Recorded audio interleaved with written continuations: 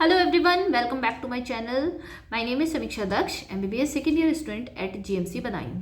तो आज इस वीडियो के थ्रू मैं आपको बताने वाली हूँ कि आप जब अपनी नीट की काउंसलिंग कराने जाएंगे तो आपको कौन से डॉक्यूमेंट्स की रिक्वायरमेंट है और आपको वो कब तक कैसे प्रिपेयर करके रखने हैं। ठीक है, तो अब ये चाहे आप ऑल इंडिया की काउंसलिंग हो या फिर स्टेट की काउंसलिंग हो, पर आपको ये वाले डॉक्यूमेंट्स की रिक्वायरमेंट तो होती ही होती है। ठीक, अब आती है पहली बात। पहला जो डॉक्यूमेंट चाहिए वो आप सारे नोट करते जाना। ठीक है, पहला डॉक्यूमेंट चाहिए आपको 10th क्लास की मार्कशीट और 10th क्लास का सर्टिफिकेट। जो सीबीएसई वाले बच्चे होते हैं उनका मार्कशीट और सर्टिफिकेट एक साथ ही होता है ना। नहीं है आपका, आप अगर किसी अदर बोर्ड से है, अगर आप अदर बोर्ड से हैं और आपको लगता है आपका नहीं है तो आप क्या कर लो कि जाके स्कूल से सर्टिफिकेट ज़रूर लो। ठीक, ऐसे ही 12th का भी, 12th की मार्कशीट और 12th का सर्टिफिकेट आपके पास होना ज़रूरी है। जैसे मेरे साथ भी क्या हुआ था, मैंने ग्रेजुएशन कर लिया था, ग्रेजुएशन के बाद मेरा बीएससी करने के बाद मेरा एडमिशन हुआ है, तो मैंने अपना 12th का सर्टिफिकेट लिया ही नहीं था अपने स्कूल से। और जब यहाँ पे एडमिशन की बात आई तो फिर सर्टिफिकेट चाहिए था, तब जाके स्कूल से मैं सर्टिफिकेट लेके आई थी। इसलिए पहले चेक करो अपने डॉक्यूमेंट्स में क्या तुम्हारे पास सर्टिफिकेट है भी या नहीं है। नहीं है तो स्कूल जाओ, निकलवाओ, अभी टाइम है, करवा लो सब कुछ।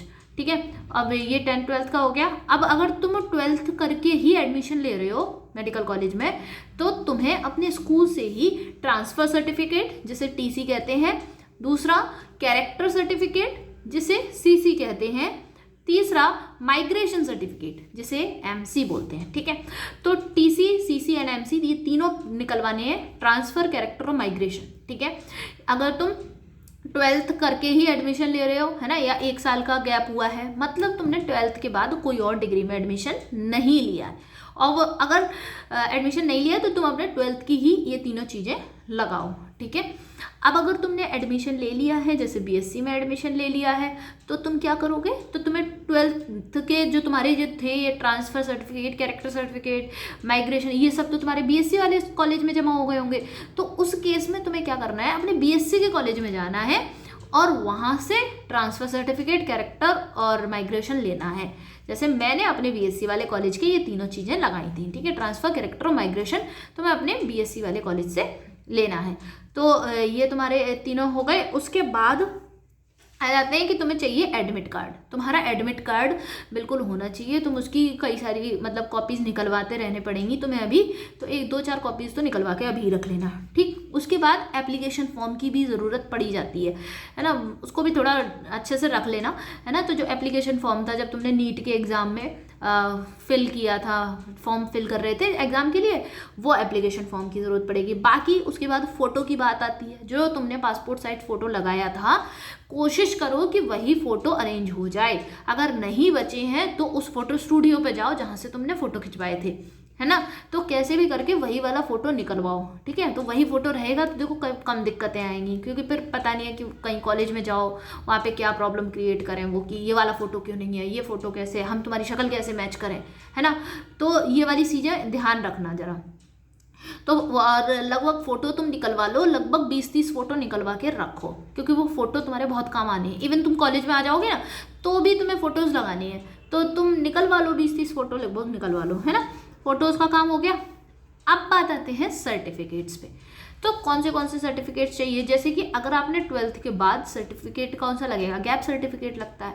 तो अगर आपने 12th के बाद 1-2 साल का गैप हो गया है, ठीक है, 1 साल गैप किया, तो गैप सर्टिफिकेट बनवाना पड़ता है। कहाँ से बनता है, ये तहसील से बनता है। जाके अपने पापा से पूछना, वो बताएंगे कि तहसील कहाँ है। जैसे कई बच्चे होते हैं उन्हें नहीं पता होगा, तो तहसील हर ज़िले में होती है, हर डिस्ट्रिक्ट में तहसील होती है, वहाँ पे जाके बनता है। वहाँ पे एक लॉयर होते हैं, वो बनाते हैं। ठीक है, तो आप वहाँ से जाके अपना गैप सर्टिफिकेट बनवा लेना। बाकी अगर छोटे मोटे जो सर्टिफिकेट होते हैं वो आपके कॉलेज में एडमिशन के टाइम पे बन जाते हैं, उसमें इतनी दिक्कत नहीं आती है। तो जो मेन चीज़ें हैं ना, जो इससे सर्टिफिकेट वाला जो पार्ट है ना, ये थोड़ा सा ऐसा है कि हाँ भाई नहीं है तो चल जाएगा, बन जाएगा, बनाने के लिए तुम्हारे वहाँ पे बन जाएगा। लेकिन बाकी जो अदर चीज़ें हैं वो सब कंपलसरी है, होना ज़रूरी है।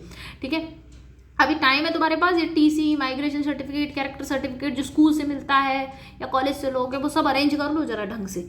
ठीक है, ये सब हो गया। उसके बाद आते हैं तुम्हें अब बताने में कैटेगरी सर्टिफिकेट बनाना पड़ेगा। जैसे कि अगर तुम ओबीसी के हो, एससी के हो, या फिर फिजिकली हैंडीकैप्ड वाली सिचुएशन है, तो तुम उसका सेपरेट नया नया सर्टिफिकेट बनवाओ, ओबीसी का सर्टिफिकेट या एससी का सर्टिफिकेट, पीएच का सर्टिफिकेट, ये नया बनवाओ ज़रा। क्योंकि ऐसा नहीं होना चाहिए कि तुम पिछली साल का है तुम्हारे पास, 2021 का है, 20 का है, वो नहीं चलेगा।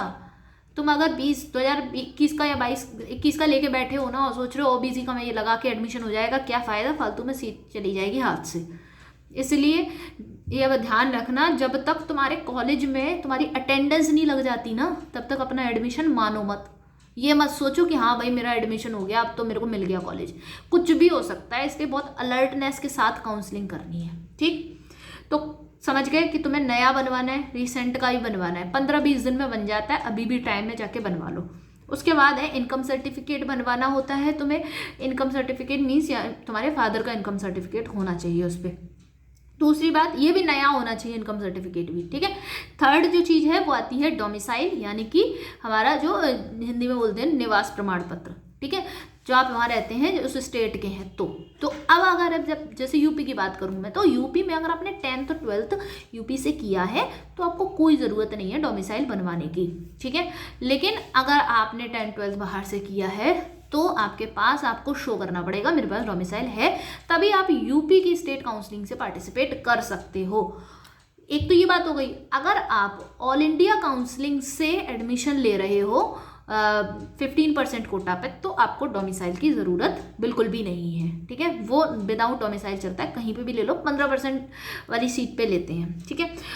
थर्ड नेक्स्ट पॉइंट जो है वो है डीडी बनवाना। डीडी मतलब डिमांड ड्राफ्ट। डिमांड ड्राफ्ट बिल्कुल एक चेक के जैसे होता है, जैसे होता है कई बार चेक काट के दे देते हैं किसी को, उसी की तरह डिमांड ड्राफ्ट होता है।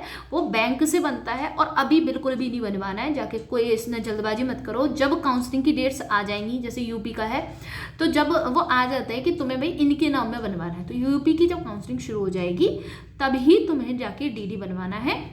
मैं बता देती हूँ, गवर्नमेंट कॉलेज के लिए 30,000 का बनता है, 30,000 का डीडी बनता है सरकारी कॉलेज के लिए, और जो प्राइवेट कॉलेज के लिए एडमिशन लेना चाहते हैं उन्हें 2 लाख रुपए का डीडी बनवाना पड़ता है, ठीक है। तो ये अभी नहीं बनवाओ, पहले से बनवा के मत रख लेना। जब तक काउंसलिंग की डेट्स का मतलब ये है कि जब तक यूपी की काउंसलिंग शुरू नहीं हो जाती तब तक तुम ये बनवा के अभी से मत रखना, ठीक है। वो एक दिन में ही बन जाता है। बैंक में पैसे होने चाहिए और चेकबुक होनी चाहिए तुम्हारे पास। तो जैसे पापा के पास होगी, पापा के बैंक में पैसे और चेकबुक होनी चाहिए, तो उनके बैंक से डीडी बन जाएगा। आई होप कि मैंने तुम्हारे डॉक्यूमेंट से रिलेटेड सारे डाउट्स क्लियर कर दिए हैं, है ना। और इन्फॉर्मेटिव वीडियो तो है ही डेफिनेटली ये, तो इसे अपने फ्रेंड्स को शेयर करना और सब्सक्राइब कर देना चैनल को और like the video. Thank you, bye.